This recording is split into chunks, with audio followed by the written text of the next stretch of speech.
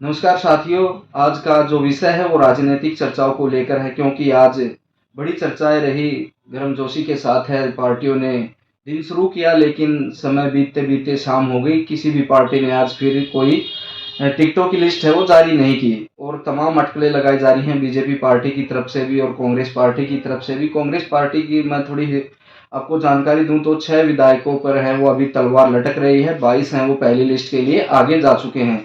तो मेरे साथ संजय सर मौजूद हैं, उनसे मैं उनका अनुभव भी रहा है राजनीतिक, उनसे चर्चा करूंगा कि आज जो पूरा दिन ये गर्मजोशी चली है, जो राजनीतिक चर्चाएं है, आबो हवा है, वो किस तरफ जा रही है, कौन सी पार्टी है, किस तरह का ग्राफ तैयार करिए, इनका अनुभव क्या कहता है। सर सबसे पहले नमस्कार। नमस्कार सर सबसे पहले आज सुबह सुबह खबर आती है कि राहुल गांधी है वो आम आदमी पार्टी को है कांग्रेस के साथ समझौता करना चाहते हैं। 10 सीट मांग रहे हैं, कोई 4 सीट बता रहा है, कोई 5 सीट बता रहा है। उसको लेकर आप क्या मानते हैं? क्या आम आदमी पार्टी ने अकेले चुनाव लड़ना चाहिए या फिर कांग्रेस के साथ लड़ना चाहिए?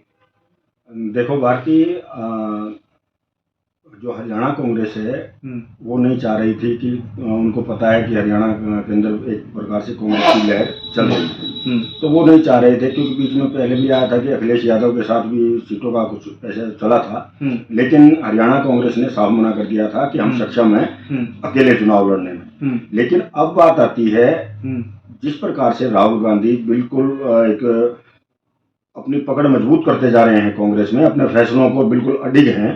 अब राहुल गांधी ने जिस प्रकार से कहा है कि हमें वोटों को इधर उधर नहीं होने देना है, यानी कि इंडिया गठबंधन के जो साथी है उनके साथ मिलकर हमने चुनाव लड़ना है, तो आम आदमी पार्टी जो है लोकसभा में भी उनको एक टिकट दी गई थी कुरुक्षेत्र से।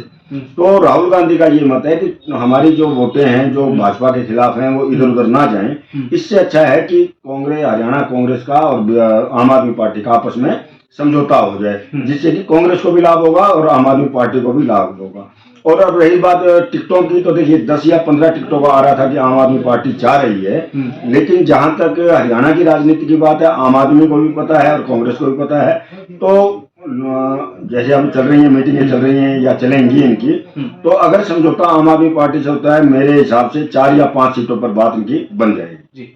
तो दूसरा सवाल मेरा ये है कि देखिए कल दीपक बाबरिया ने अपनी एक प्रेस कॉन्फ्रेंस की, उसमें बताया कि हमने 22 विधायकों को वो अगली लिस्ट के लिए है वो फाइनल कर दिया पहली लिस्ट के अंदर। तो 6 बचते हैं, उनमें से आप कोहाना से हैं, सीनियर लीडर रहे हैं, काफ़ी उम्र दराज हैं, जगबीर मलिक जी हैं। दूसरा जिक्र करें हम बेरी विधानसभा से 6 बार के विधायक हैं, डॉक्टर रघुवीर काद्यान हैं, वो भी उम्र दराज हैं, 82-83 साल की उनकी है जो आयु है।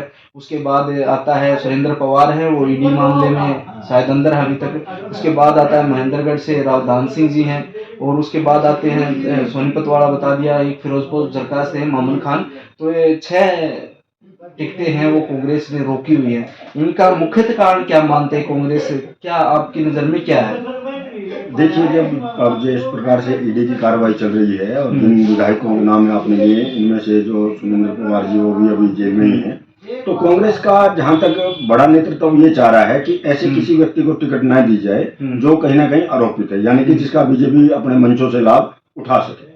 और रही बात डॉक्टर रघुवीर काद्यान जी की और जगबीर मलिक जी की, तो ये तो सच है कि अब वो उम्रदराज हो चुके हैं, लेकिन अब कांग्रेस हाईकमान के ऊपर डिपेंड करता है। क्योंकि आज एक अखबार के अंदर कटिंग बड़ी प्रचलित हो रही है, सुबह से न्यूज चैनलों पे भी चल रही है, लोग उसको लेकर बिल्कुल अपने अपने अंदाजे भी लगा रहे हैं कि बाकी जिनके ऊपर ईडी की कार्रवाई चल रही है वो तो चल रही है, वो तो मान लिया, लेकिन अब जो 2 ये विधायक रहे हैं जगबीर मलिक और डॉक्टर काद्यान, तो इनका जो उम्र का हवाला है, क्योंकि राहुल गांधी ने एक बार कहा था, स्पष्ट कहा था सम्मेलन में कहा था, बिल्कुल कहा था कि उम्र दराज जो नेता हैं उन्हें हम अब रेस्ट देंगे। तो उससे भी एक अंदाजा लगा, क्षेत्र के अंदर अब चर्चा चल पड़ी है कि शायद इस बार डॉक्टर रघुवीर सिंह काद्यान जी की भी टिकट जो है वो कट सकती है। और देखिए जो राहुल गांधी का सर्वे एक आधार बनाया गया था, लगातार सर्वे भी किए गए, अगर उम्र के कारण या किसी सर्वे के आधार पर अगर टिकट काट दी जाती है तो किसी युवा को अगर कांग्रेस से मौका मिलता है बेरी विधानसभा में, चाहे देखिए उनके बाद तस्वीर अहलावत आते हैं जो काफ़ी युवा हैं, काम भी करते हैं, सहयोग में अहलावत हैं, काफी ऐसे सीनियर लीडर हैं जिनके नाम है सर्वे के आधार पर बताए गए थे कि 2 या 3 नाम है वो दिए गए हैं, तो उनमें क्या नए युवा को मौका देना कांग्रेस के लिए बेनिफिट में रहेगा या क्या रहेगा, क्या मानते हैं? देखिए, राजनीति हो या कोई भी फील्ड है, एक उम्र के बाद नया नेतृत्व तो आता ही आता है, चाहे वो कोई भी फील्ड है, खिलाड़ी हैं, पत्रकार हैं, व्यवसायी हैं, दुकानदार हैं, राजनेता हैं। तो देखिए, एक सीमा है, हमारे भगवान ने जो हमें शरीर दिया है इसकी भी एक लिमिट है, सोचने की, समझने की, देखने की। तो इस प्रकार से अगर डॉक्टर रघुवीर सिंह कादियान, देखिए अब मान लो डॉक्टर रघुवीर सिंह कादियान की टिकट कटती है, तो ऐसा तो नहीं है कि डॉक्टर साहब को बिल्कुल इग्नोर कर दिया जाएगा। मेरा तो जहां तक मानना है, उनकी राय ली जाएगी, उनसे पूछा जाएगा कि अब आप बताइए दूसरा विकल्प क्या है। तो डॉक्टर साहब या तो अपना विकल्प बताएंगे। अगर राहुल गांधी अपनी बात पर अडिग रहते हैं, क्योंकि राहुल सुप्रीमो है, उनकी बात की काट ना तो हुड्डा साहब कर सकते हैं, ना दीपेंद्र सिंह हुड्डा कर सकते हैं, ना शैलजा कर सकती है, ना सुरजेवाला कर सकते हैं। राहुल का फैसला अंतिम फैसला जी होगा, क्योंकि जिस प्रकार से बीजेपी के अंदर है, मोदी जी हैं और अमित शाह जी हैं, उनका अंतिम फैसला है। इसी प्रकार कांग्रेस में राहुल गांधी जो है आज के टाइम में बहुत सशक्त लीडर बनकर उभरे हैं। अगर राहुल गांधी बिल्कुल मन बना चुके हैं कि बुजुर्ग नेताओं को टिकट नहीं देनी है, तो इसका मतलब नहीं देनी है। रही बात आप कह रहे हैं कि बेरी हल्के के, जो बेरी के नहीं, हर पूरे 90 विधानसभा सीटों पर दूसरे लायर के जो नेता हैं, युवा बच्चे हैं या नेता हैं, वो बिल्कुल तैयार बैठे हैं। आप वो कह रहे हैं कि हमें एक मौका तो दीजिए। तो मुझे तो लगता है अगर डॉक्टर साहब की किसी कारणवश टिकट कटती है, तो जो सेकंड लेयर है, जो काफी लंबे अरसे से काम कर रहे हैं, संगठन के अंदर काम कर रहे हैं, कांग्रेस के हित के लिए काम कर रहे हैं, तो उनका भी नंबर आ सकता है और हो सकता है कि किसी अच्छे व्यक्ति को टिकट मिले। जी। और लगातार चर्चा है, ये भी चल रही है कि भाजपा है वो वेट कर रही है कांग्रेस का, कि कांग्रेस किस तरह का स्टेप उठाती है, उसके बाद है वो अपनी टिकट डिक्लेयर करेंगे। जितना कांग्रेस लेट करती है इस टिकट को डिक्लेयर करने के लिए, वो नुकसान कितना मानते हैं कांग्रेस को? देखिए, ये बातें तो दोनों पार्टियों के अंदर हो रही हैं। यानी कि मैं पहला ऐसा चुनाव देखने जा रहा हूँ जो इतना खिंचा हुआ चुनाव बनता जा रहा है। दोनों ही पार्टियों में बड़ा ही अस्त व्यस्त माहौल मुझे दिखाई दे रहा है। आज से कुछ समय पहले कांग्रेस एक तरफा हमें दिखाई दे रही थी हरियाणा के अंदर, उससे पहले बीजेपी का कोई विकल्प दिखाई नहीं दे।